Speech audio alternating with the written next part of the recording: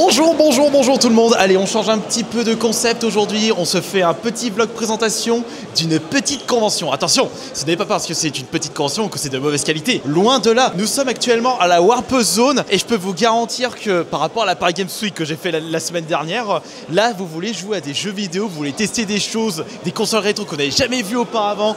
Là, vous avez le choix. Alors vous savez, ça se passe dans un énorme complexe. Et dans ce complexe, vous allez retrouver donc des petits stands de vente de jeux vidéo. Il y a quelques cartes de Pokémon qui se traballent à droite à gauche. Du rétro, regardez, de la vieille Saturn. Non, Johan, on n'a pas beaucoup joué à la Saturn. C'est de la Saturn japonaise. Hein. Oui, mais même la Saturn, on n'a pas beaucoup joué. Non, pas du tout. On a joué à 1 ou 2 jeux. Comme Fighting Vipers. Des gens qui présentent leurs livres par rapport à l'histoire de jeux vidéo. Pour les gens qui découvrent Silksong, Hollow Knight, avant, à l'époque, on jouait au Castlevania sur la NES. C'était les deux combinés. Oui, les deux combinés. Metroid et Castlevania. Et juste à côté, on a Frédéric Reynal, donc le créateur de Alone in the Dark. Donc si vous pouvez jouer à Resident Evil, c'est grâce à lui. On va pas le déranger parce qu'il est en train de discuter. À côté, attention, de la réparation de consoles. De quoi? Ah, mais ils sont... Ouais, ça c'est DuckTales ici, hein. C'est le premier. Ah oui, c'est le premier, c'est pas le 2. C'est la Game Gear parce que j'ai reconnu le port cartouche. Bah bon courage à vous. À côté, c'est FF Man. On ne compte même plus le nombre de Super Nintendo dézonés. C'est un fou furieux. C'est le meilleur dans le domaine. Il y a un petit peu de monde ici parce que il y a Marcus. Ah oui, le papa des gameplays sur YouTube. Oui, c'est Game One, mais si vous connaissez aujourd'hui les gameplays, bah, c'était Marcus qui les faisait auparavant, mais il y a fort longtemps, avant que YouTube existe. Des tournois Dragon Ball, non, je suis pas assez fort au jeu, c'est pas pour moi. Il y a des customs de manettes. J'ai une préférence pour celle-là, pas celle-ci. La fiole d'esquisse. Ah, mais ça c'est dans les Dark Souls. Oui, c'est dans Dark Souls ça. Enfin, je suppose que c'est une fiole d'esquisse. Et ça c'est Little Nightmare. Oui, et là par contre, il y a beaucoup de monde. C'est pour ça que la convention avait précisé qu'aujourd'hui samedi, ça allait être à guichet fermé parce qu'ils peuvent pas accueillir tout le monde malheureusement. Mais vous inquiétez pas, là, c'est sur un week-end, il y a de quoi faire. Ah, ça c'est l'époque. Pour ceux qui veulent se faire une petite LAN de Quake. Ouais, ça. Quake 3 Arena, exact.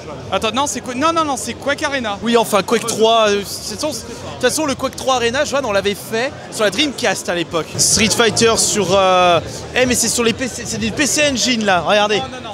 Mais si, regarde à droite. Joanne, PC Engine. C'est pas notre domaine, les PC Engine, malheureusement. Mais regardez. Bonjour. Très bien, enchanté. MSX ici. Là. C'est ça qui est bien dans ce genre de petite convention, c'est que vous avez la possibilité de jouer à vraiment des machines, des consoles qu'on ne voit. Bah ça j'ai jamais vu en vide-grenier. Ah bah moi non plus hein. On a Florent Georges qui est ici pour ses livres. Bon au moins c'est moins le bordel par rapport à la Paris Games Week la semaine dernière. On a évidemment notre Freddy National. Hey oh, comment ça va? La convention elle se passe extrêmement bien, on a pas mal d'exposants, que ce soit sur du divertissement en termes de jeu, une proposition vente, une scène avec des conférences, avec des acteurs éminents, notamment Florent Georges, Marcus, là Eric Hartz au piano, et puis bien d'autres surprises. C'est ce que je disais dans le vlog, on veut tester des consoles qu'on ne voit pas souvent, bah là il y a de quoi faire. Il y a vraiment de très belles pièces, il y a de la Panasonic Q, on a des PC Engine qui se branchent sur des systèmes particuliers. Et il y a même le meilleur jeu du monde F-Zero GX, mais on va revenir. On se voit plus tard, n'hésitez pas à aller faire un tour à son bar Born to Be Alive, j'ai mis le lien dans la description de la vidéo. On passe plus, il y a trop de monde victime de leur succès. C'est ultra concentré, c'est-à-dire qu'il y a tellement de choses à faire, de choses à découvrir, que c'est hyper intéressant quand vous voulez jouer à du Master System. Joanne, et bah tu sais que ça c'est le Mario Kart World sur la Switch 2. Mais non, c'est la Game. Ah, il y a cru en plus. Double dash, Joanne. Ah, il y a cru. Family Computer avec le machin disque. Mais ça c'est la version japonaise de la NES. Bon là on a du grand classique. Du New Mario. Ah, Joanne, juste après, on a un jeu qu'on a beaucoup joué à l'époque de la Dreamcast. Regarde. C'est House of the Dead 2. J'ai rejoué il y a pas longtemps en plus. Mais comment t'as rejoué? Et bah pour tester une Dreamcast tout simplement. Ah d'accord. Tu reconnais à côté Xenocrisis. Oui, la Xenocrisis, tu l'avais terminé? Oui, sur PS4. Voilà. Et celui-là il est vraiment très cool de Xenocrisis. Ça c'est F-Zero, le premier sur Super Nintendo, regardez. T'as triché, t'as vu avant? Non, c'est parce que je suis un grand connaisseur, Mode City. Non, j'ai triché, j'avais vu avant. Les blagues les plus courtes sont les meilleures. Hein. Ce qui est cool, c'est que là, par contre, vous pouvez bien vous installer pour bien jouer à la console. Alors là, on a du custom et dites-moi quelle est votre console préférée. Désolé, moi, je craque sur la Resident Evil 4. Ah, Si, les FF, la, c'est bien. la FF elle a été vendue. Oh, la Mewtwo elle est bien. La Pikachu aussi en rouge. Avec le... La Majora Mask aussi elle est pas mal. Vous avez de quoi vous faire plaisir. Bon après là au niveau des jeux vous avez de quoi faire aussi. Faut que je regarde s'il n'y a pas des jeux qui m'intéressent. Ouais mais tu cherches quoi sur Play 4 Joanne? Ça dépend en fait. C'est au coup de cœur. Oh regarde Joanne, c'est un jeu qu'on a fait à l'époque. Ah, j'en ai parlé il y a pas longtemps sur une de mes vidéos. C'est vrai lui. J'ai lancé mes viewers à finir ce jeu. Beautiful Joe c'était un jeu qui était sorti sur la GameCube et que Joanne a terminé mais de fond en comble. Ouais exactement. Et j'attends toujours un remaster. Il y a eu un 2 qui était sorti et il y avait le Red Rumble, c'était un Smash Bros like sur la GameCube. Oui sur DS aussi, que je me trompe pas. Ça c'est un vaisseau de Wipeout. Oui. Voilà, il me semblait bien. J'ai vu le truc au fond, je dis ça c'est Wipeout. Oui, et le monsieur avec la veste bûcheron, c'est lui qui a la réalisation, il l'a fait de toutes pièces, c'est en aluminium à 100%, diffuseur de fumée en dessous et il y a même un cockpit à l'intérieur. Ah, moi j'ai une petite déception, j'aurais préféré un véhicule d'F0. Oh ça y est, je fais mon chiant. Alors là, ouais, comme je vous disais, là c'était la scène. Il y avait un pianiste ultra balèze qui nous a fait des bandes son de jeux vidéo. Incroyable. Alors voilà, on revient au cœur de la convention, le fait de pouvoir tester des super jeux de l'époque. Là, attends. Non, c'est pas Time Crisis? Non, c'est Saturne. C'est Saturne. Attends, c'est lequel du coup sur Saturne? C'était lequel celui-là? Ah oui, c'est Virtual Cop, voilà. Ah, voilà. Merci monsieur. On l'avait pas fait celui-là, nous, mais on avait fait House of the Dead et Time Crisis sur la PSA. Regarde, juste là. Bah là, c'est le premier Smash Bros. Et par contre, la console, c'est pas une custom, c'est une vraie. C'est l'officiel de Pokémon Stadium. Introuvable aujourd'hui. Ouais. À l'époque, on l'en trouvait. Hein. Et à ce cas-là, une super lutte. Regarde. La Super Game Boy 2. À l'époque, nous, on avait la Super Game Boy. Mais ils ont sorti une Super Game Boy 2. À mon avis, ça, c'est pour jouer au jeu Game Boy Color. Faut que je la teste. Ouais, on va tester ça. Ah, du Taiko no Tatsujin. Ah, Comic Zone. Voilà. Comics Zone. On l'a découvert. Le Mario Kart japonais. Là, on a du Bomberman sur la PC Engine. Donc là, après, c'est PC Engine Duo Pack. Oui. Tu vois, parce qu'il y a le truc à la gauche. Avec le lecteur CD. Voilà. Mais attendez, c'est pas fini. Il y a encore des jeux là, regardez. Regardez toutes les consoles disponibles à la Warp Zone. Et en plus, il y a des consoles, il n'y a personne, ils attendent que vous. Ils attendent que des petits, que d'être testés. Regardez, qu'est-ce qu'on a de plus? Ça, c'est Wave Race.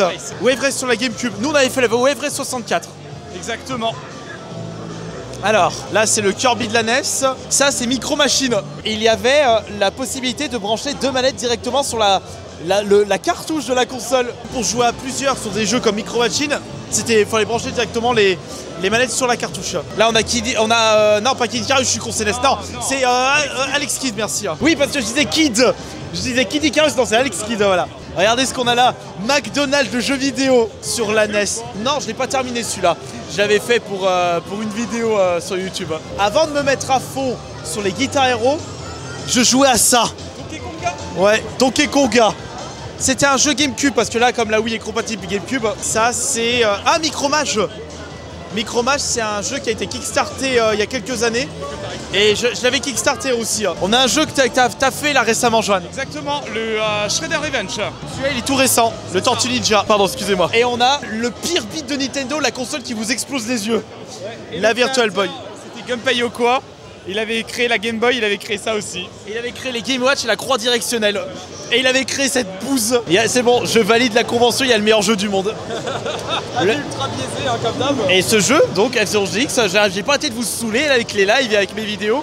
Et bah il est sur l'émulateur GameCube sur la Switch 2. Et c'est pour ça que t'as acheté le Switch 2 aussi. Oui voilà, j'ai fait mon fanboy et bah voilà. Et là c'était la pub de... On l'avait vu à l'époque cette pub. Dites-vous que cette pub on l'a vue à la télévision. Enfin sur la VHS Donkey Kong. Voilà, la VHS Donkey Kong, exactement. Ah ils ont réussi à brancher une console sur le Minitel. Et oui, et ça, Cocorico, c'est français le Minitel. Mais bon, nous à l'époque, on l'avait pas utilisé. Alors là, c'est du Toys Racer. Donc c'est justement le Frédéric Reynal qui est avec son studio No Cliché qui l'avait fait. Donc il est derrière, on l'avait vu juste avant. Faut qu'on le revoie d'ailleurs. Fais-le-moi penser, Joanne. Alors là, on a eu full classique. Ça, c'était l'un de nos premiers jeux de notre vie. Le Duck Hunt avec Mario Bros. Du Double Dragon. Attends. Là, on a du Shmup. Mais Non, c'est Metal Slug, Johan. ah, c'est Metal Slug. Bon, on dirait un schmup là, le passage. Bah après Johan, Metal Slug c'est du run and gun, donc on en est pas loin. Joe et Mac, on l'avait pas fait, Joe et Mac. Non, on l'a pas fait celui-là. Du New Mario, du Mario Super Nintendo, ouais Everest encore, et du Street Fighter 2, et du Mario Kart 64. On a quand même passé énormément de temps sur Mario Kart 64 avec Johan. On avait été marqué à l'époque quand on était passé de la Super Nintendo à la 64. Et on va regarder ce qu'il y a là, parce que là il y a quelques indés que j'aimerais vous regarder en détail. Ça me dit quelque chose ce jeu. Ah mais c'est un jeu de tennis, c'est Virtua Tennis. De toute façon il n'y a qu'un seul jeu connu de tennis sorti sur Dreamcast, c'est Virtua Tennis. On dirait Mario Bros 2. C'est le Mario. Alors c'est pas Mario Bros, c'était le jeu qui était sorti au Japon et Mario Bros 2 s'est inspiré de ce jeu pour sortir Mario Bros 2 chez nous. Ah d'accord, d'accord, c'est pour ça qu'il y a énormément de similitudes. Exact du jeu. Tout ça, c'est tous des jeux qui sont sortis récemment. Il y en a un que j'ai fait, c'est Aztec Bros moi. Enfin voilà, je vous ai présenté à peu près à quoi ressemblait la Warp Zone. Donc fais un petit montre à peu près à quoi ça ressemble encore. Je pense très certainement qu'au vu du succès, ils auront un plus grand espace plus tard pour pouvoir accueillir plus de consoles. Je suis sûr que ça franchement, mais déjà rien que par rapport à son petit espace, il y a vraiment moyen de s'amuser et de tester plein de choses. Et ça c'est très intéressant. C'est une très bonne ambiance et les gens sont contents, ils testent des choses, ça partage la passion. Moi je trouve ça très très cool. T'en penses quoi, Johan? Je valide. On valide, donc très certainement il y aura une prochaine édition l'année prochaine. Donc la Warp Zone, je vous ai mis le lien. Donc n'hésitez pas à soutenir la convention. Et félicitations à Retropolo parce que c'est lui qui est à la tête de cette convention, et puis aussi tous les bénévoles et toutes les personnes qui font vivre le jeu vidéo. C'est super important. Allez, on vous fait de gros bisous et à plus tard.